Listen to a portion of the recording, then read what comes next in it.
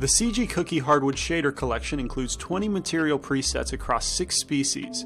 These hardwoods are common with fine furniture, wooden instruments, knife handles, gun stocks, kitchen cabinetry, and since this is computer graphics, literally anything else that you want to be made out of finished hardwood. And the most important thing about these shaders is that they're entirely procedural. This means you can customize wood color, grain pattern, figuring, and much more without touching a single image texture or UV tool. In fact, these are so customizable that I think it's important to do a demonstration rather than force you to try and make sense of the documentation. Upon purchasing, you'll be able to download a scene file called CGC HardwoodShaderCollection. It contains all 20 species presets as well as the foundational hardwood shader node and various required utility nodes. So first we'll take a look at this file and then go over how to use the assets in your own projects. You can think of this .blend file as kind of the nicely packaged box that not only contains the shaders and their components, but also a nice preview scene for you to play around with the materials and explore their features in a lit scene that's ready for rendering. But it's broken down into 6 scenes, each dedicated to a species. We have cedar, mahogany, maple, oak, rosewood, and walnut. And each of these scenes contains the same objects, just with the different materials already applied. And each species scene contains at least 3 material presets. Like here we have the mahogany semi-gloss figured, we have the red mahogany semi-gloss, we have the mahogany raw, and then also a glossy version, I believe. And each of these scenes is set up the same way. And here in the node editor, we have the material preset ready to be customized. But when I say preset, it's important to note that each of these is built upon a more complex hardwood shader group node, which can be accessed by selecting this preset node and hitting the tab key. And here we can see the much more extensive version of the shader that's called CGC Hardwood. Each preset is built upon this. And so the way that I wanted to set this up is for each preset. So here we have Maple Raw Figured, which is this one on the left side. The preset gives you access to the most commonly used settings. And this is different for each preset. If we choose the regular Maple Raw, you can see that our figure settings are now gone. But since they're all built from that same hardwood shader node, we can further tweak these presets by simply hitting tab and having free access to the remaining settings. So if we wanted to add figuring in here, we can certainly do that even though it's not part of the preset. But the complex version is pretty complex. So if you want to keep it more concentrated, that's what the presets are for. And so you can kind of think of this as like object mode, and then tabbing into edit mode brings up more options. At least that was the idea behind this setup. And I will go over each of these settings individually, but for that I want to start with a fresh scene to emulate the way that you would use these assets. So I'm going to open up my demo file.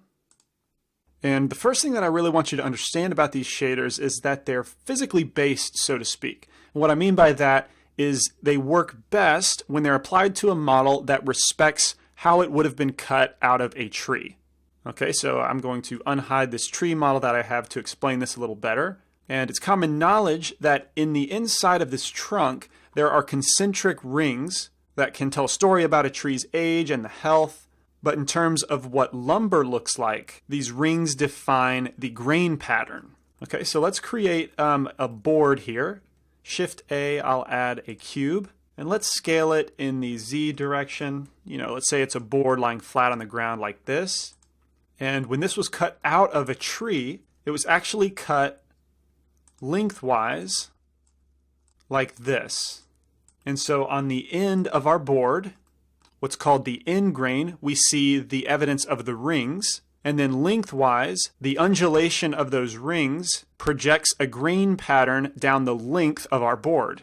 And so the shader expects this from the model. However, even with this board, you'll remember that I scaled down in Z. So if I jump over to the object panel and enable my axes, number one, they're skewed really badly because I haven't applied the scale transforms that I made. So let's hit Control A to apply the scale. And you'll see that I have Y pointing up and Z pointing out this side surface. So the shader will not look good with this orientation because the implication is that the board was cut out of the tree like this. And that's simply not how it's done. So I need to make the board's orientations match that of a tree, which would be the length of the board is the Z-axis. Okay, so let's hit Alt-R to zero out our rotations, and then I can tab into edit mode and then rotate in X 90 degrees, tab back to object mode, and now we can see that our Z axis is facing along the length of the board. X and Y don't really matter, it's really just about the Z axis.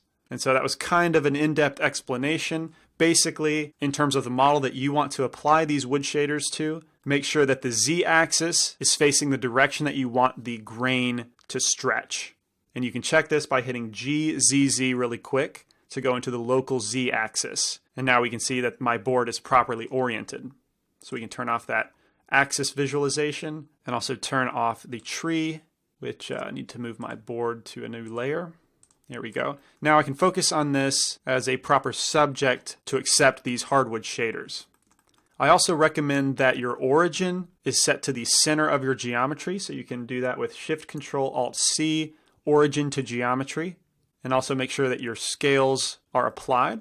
I'm going to scale this to be a little bit more of a post type lumber. Apply those scales. Okay, so that's enough about the geometry orientation. It is very important though. And now to actually import, or rather append our materials into this scene, we'll go to File, Append, and I will navigate to the CGC HardwoodShaderCollection right here. And first we'll go to the Node Tree folder. And here we have all of our species presets: cedar, mahogany, oak, rosewood, maple, walnut, as well as the foundational hardwood shader node. And then down here we have a couple utility nodes. All of these need to be appended, so we'll hit A to select everything, append from library. And we can go back to the append option and choose the material. Let's see, whoops. In the material folder we have all of the actual material files, but those really aren't important unless you want all these materials with their proper names. But really I'm just concerned with the nodes. So let's add a material to this object. We'll just call it wood. And then I'll make a separate window down here specifically for viewport rendering. There we go. Change this to the node editor. And I can remove this diffuse BSDF and simply go to Shift-A, our add menu. And down here under group, we have all of those nodes that we appended, including all of the species presets, which I will select, let's just go with Oak Raw, and give this a little bit more width so we can read our setting labels. And now we can plug in our shader to the surface output. And Shift-Z over here in this viewport will give us nothing because I don't have a world set up, but that's fine. I really just want a lamp. Let's go with a point lamp. Kind of move that in front. Shift-Z to enable viewport rendering. And perhaps my log is way too small. Let's see here. We'll make it a real world scale. So I'll quickly jump over to my scene options, use Imperial.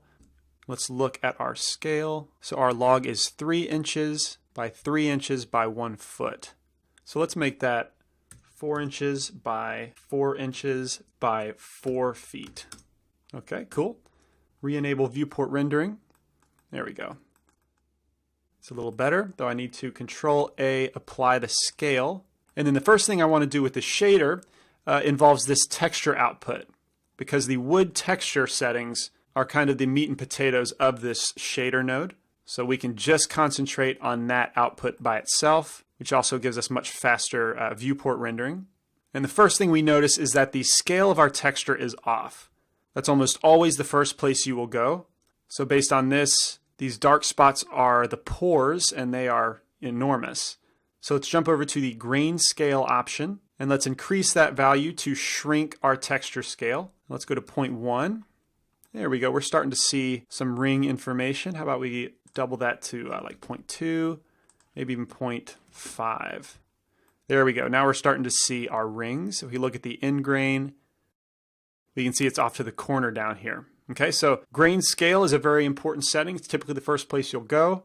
And since this preset is merely a concentration of that complex hardwood node, in order to go over these settings, I'm simply going to Alt-G to ungroup this preset, which gives me full access to the hardwood shader node underneath. And as you can see, the scale of our texture reverted back to this texture scale value, 0.03. So let's go to 0.5, which brings us to the first section of settings, which are all texture transformation. So we have texture transform X, Y, and Z. Let's just zero those out. It places our ring kind of near the corner, which I believe is due to another setting down here. Yeah, randomize grain. Let's turn that to 0. I'll get to that in a little bit. Okay, so with all of our transforms at their default, it should place the ring of our lumber about in the center of the geometry. And so these are pretty self-explanatory. Translate X, Y, and Z, the scale you've already seen, and then we also have rotation X, Y, and Z, which really shouldn't come into play if you've oriented your object properly, according to how it would have been cut from a tree. But the options are available for fine-tuning that grain exactly how you want it. After that, we have a global hue, saturation, and value, where the hue, if we want to take it more towards a specific color, overall, you can see we're going more towards red into purple, and in the other direction we go into green. You typically won't be adjusting this setting so much, so we'll leave it at 0.5.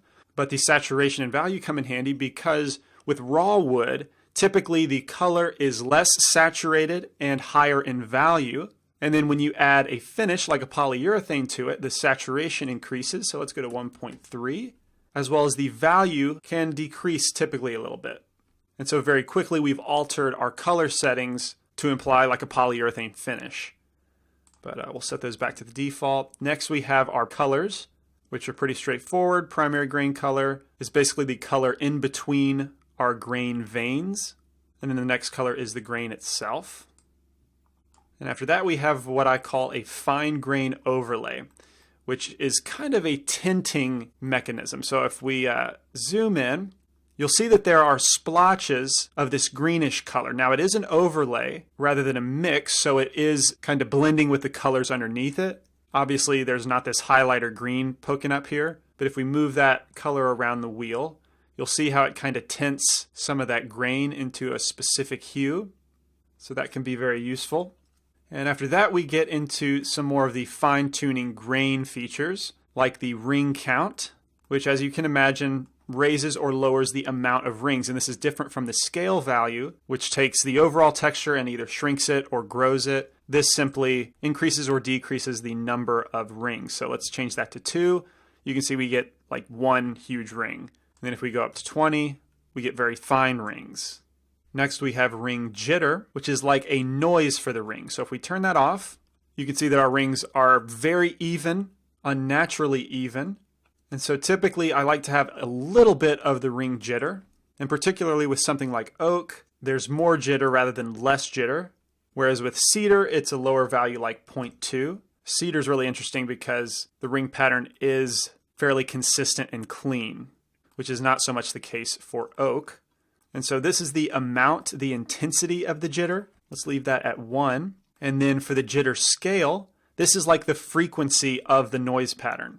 So if we go down to 1, the jitter is larger scale. Let's see if we can see the effects of that by bumping up the ring jitter value. Let's go to 10.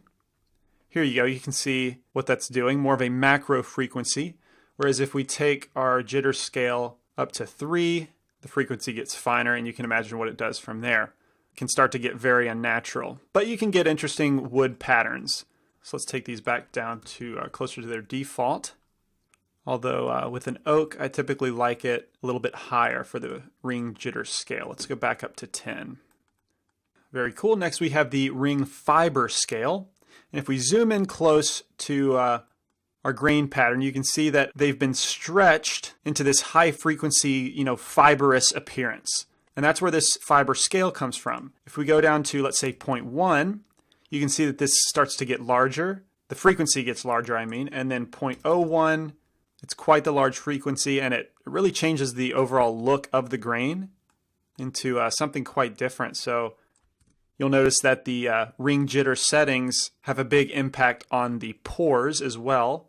So if we take the ring jitter down to like 0.1, you can see that our pores kind of stop being pores and become kind of an accent ring of sorts. But for now, I'll just turn off the pores and get to those in a little bit.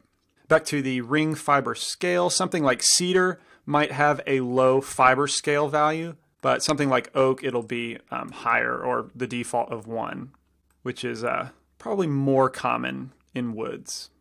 All right, so next we have the ring spread variation.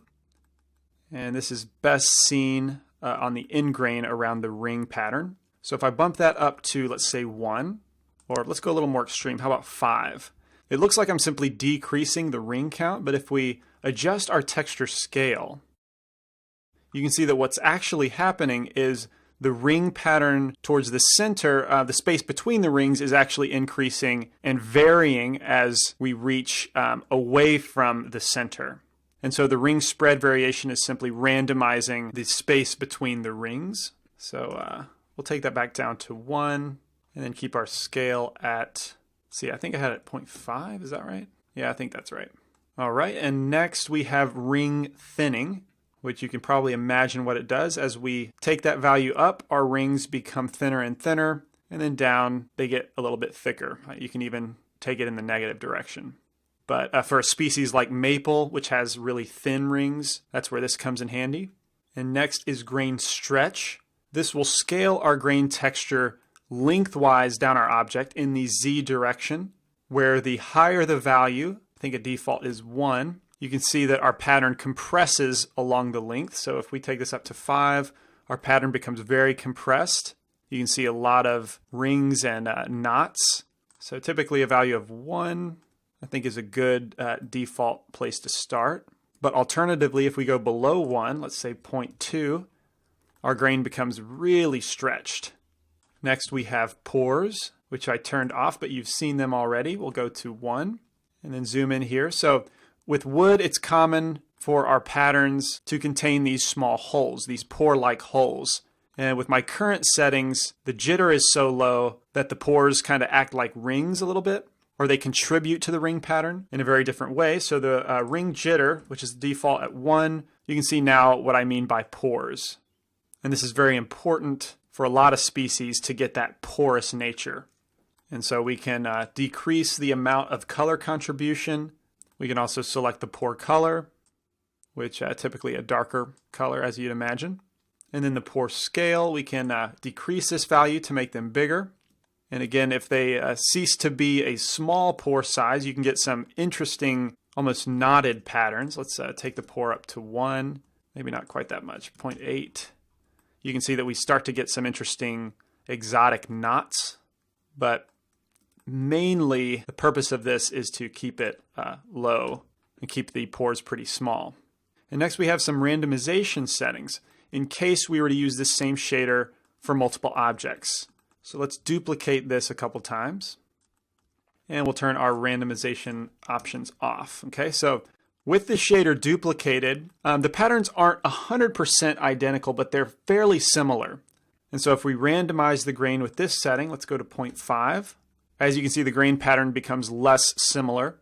And taking that too high can get you some undesirable results. Like on the right side, our grain scale seems pretty large, where over here, the grain is really fine.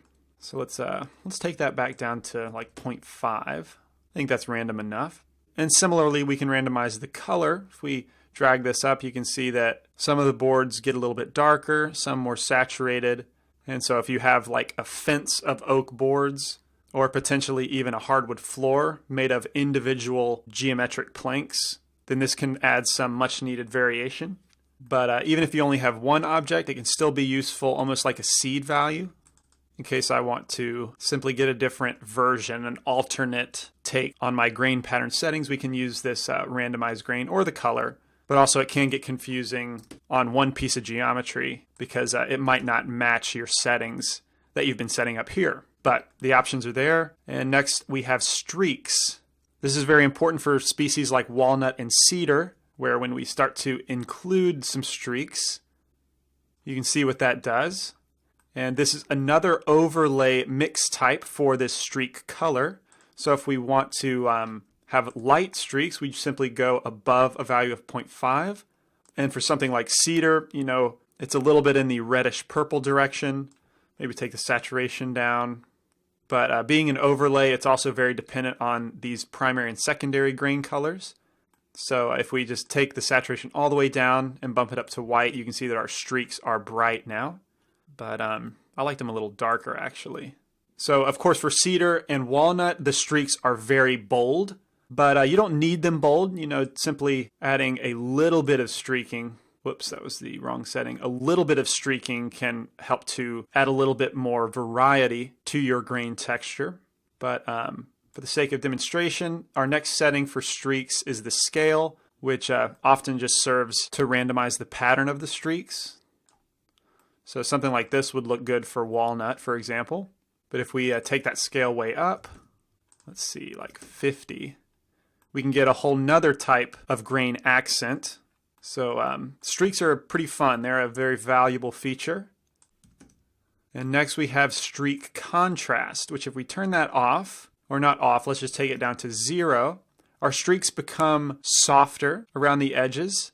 Whereas if we take it up to a value of 1, they're a little more contrasted with sharper edges, not so much fall off between streak and no streak. If we even take that higher to like 10, you can see that it gets really, really hard on the edges.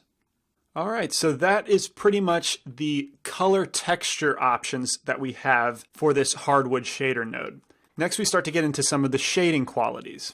And for that, I will plug in our shader value. Okay, so here you can see that our light is now illuminating the object, which is necessary to understand the figuring of wood. Okay, so this is, I'm going to call it a phenomenon of wood that basically results in a real-world normal or bump map.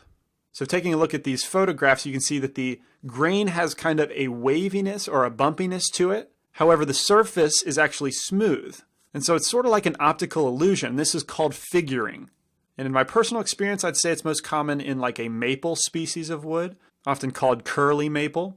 But anyway, to explain what this is doing, I'm actually going to go back up here and plug in our normal output socket into our viewer. The viewer comes from the Node Wrangler add-on, and I can Shift-Control-Click on that to see what our normal output is. This is what our bump map looks like by itself. And if we scroll down here to the figuring, let's bump this up to 1. And this is what the setting contributes to our bump map. The figure setting is the amount, the intensity, the figure scale. As you can guess, makes the pattern either bigger or smaller. So 0.2 is actually really big to where I can't even see it. How about 1? There we go. And then 10 will make it really, really fine. Next, we have the figure stretch. So if we turn that to 1, this is more of a curly pattern. But often with figuring, you'll see this type of tiger striping, which can be achieved by decreasing the figure stretch like 0.2 or maybe even 0.1. And then this figure shape, if we go all the way down to 0, this is kind of a variation of the figured pattern. And then up to 1, the edges are a little bit more crisp, whereas at 0, they're a little softer. So typically 0.5 is where I like to keep it. All right, so let's plug this up into the shader to see what that's doing. And at the current value, it's fairly subtle down here, but you can start to see that tiger striped ribbing bumpiness come into play. But we can, of course, increase the figuring. Let's go up to like 5. And now that's getting very figured, a little bit unrealistically figured. So let's drop that back down to, let's say 2. That seems to be a good value. And then the last figure setting is called figure grain jitter. And so with this at 0, the figuring has no effect on the grain whatsoever. But if we increase the figure grain jitter to, let's say 1, now the figuring does directly affect the grain pattern. And you can control how much you want it to affect with this option. Next, we have our reflection settings. This is simply the amount of reflection. 0 means no reflection. 1 is the default. And next, reflection roughness. These are typical reflection settings. So the lower the roughness value is, the shinier it will become. So 0.1 becomes very, very glossy. And then if we jump up to like 4, it becomes like a matte or satin finish. Let's just keep that at 1, the default. And then the Fresnel blend. This is kind of a bias towards more reflection or less reflection according to the Fresnel principle. So really the best way to explain this is if I add an input layer weight and then look at the facing value, this blend operates the same way as this one. So pulling it down takes it closer to black, and taking it up brings it closer to white. So that's kind of all that one's doing. Let's plug this back up. Okay, next we have reflection splotchiness, which I have a custom output for that, splotchiness factor.